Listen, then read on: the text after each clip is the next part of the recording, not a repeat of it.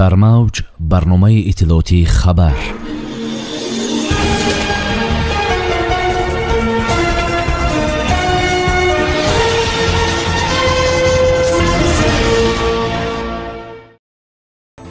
нархи ҳаҷ 2023 маълум гардид. дар саразм бо усули нав тогзор бунёд карда мешавад. Владимир Путин фармон дар бораи даъвати ҳайати захиравиро барои тамринҳои ҳарбӣ имзо кард.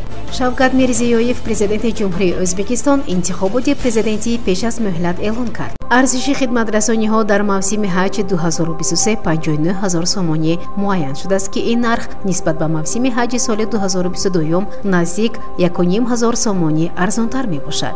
дар ин бора Кумитаи дин, танзими анъана ва ҷашну маросими назди ҳукумати ҷумҳурии Тоҷикистон хабар медиҳад. манбаъ менависад ки нарх дар мувофиқа бо хадамоти зидди инҳисорӣ назди ҳукумати ҷумҳурии Тоҷикистон муайян шудааст. ин ниҳоди динии кишвар гуфтааст ки сафарбарнамоии ҳоҷиёни Тоҷикистон аз 10 июн то 20 июн тавассути фурудгоҳҳои шаҳри Душанбе ва Хуҷанд ҷараён мегирад.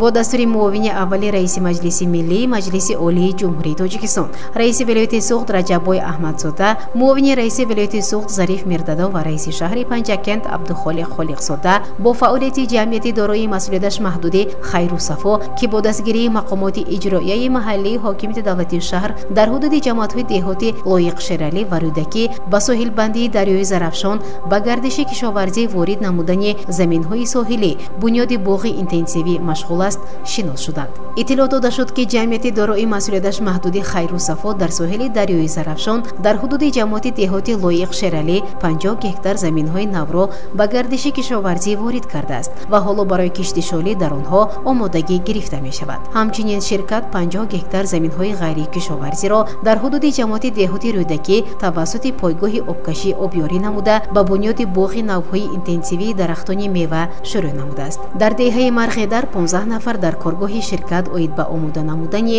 пояҳои бетонии обшикан барои соҳилбандии дарёи Зарафшон машғули кор ҳастанд ва рӯзе то 40 адад чунин пояҳоро омода менамоянд.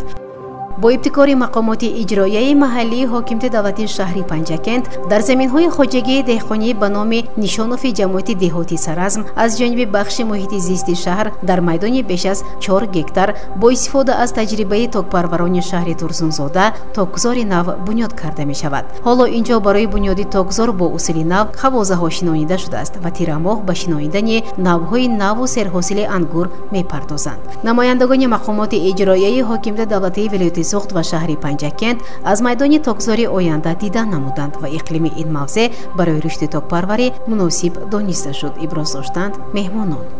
Владимир Путин, президенти Федератсияи Русия, фармон дар бораи даъвати шаҳрвандонӣ дар захира бударо барои омодагии ҳарбӣ имзо кард. ҳуҷҷати дахлдор дар пойгоҳи расмии иттилооти ҳуқуқӣ нашр шудааст. мутобиқи фармони имзокардаи президенти Федератсияи Русия, шаҳрвандонӣ дар захира будаи Русия барои гузаштани омӯзиши низомӣ дар қувваҳои мусаллаҳи Федератсияи Русия, нерӯҳои гвардияи миллии Федератсияи Русия, мақомоти амнияти давлатӣ ва хадамоти федералии амният даъват карда мешаванд. мутобиқи фармони имзошуда ҳукумат ва мақомоти иҷроияи ҳокимияти давлатии минтақаҳо ҷиҳати иҷрои қарори мазкур ва даъвати нафарони дар захира қарор дошта масъуланд.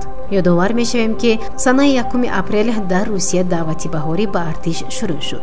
мувофиқи фармони президенти ин кишвар ба артиши Русия 147 000 нафар даъват карда мешаванд. санаи 15 апрел ситоди генералии Русия эълон кард ки даъвати баҳорӣ тибқи нақша ҷараён дорад ва санаи 15 июл он ба анҷом мерасад.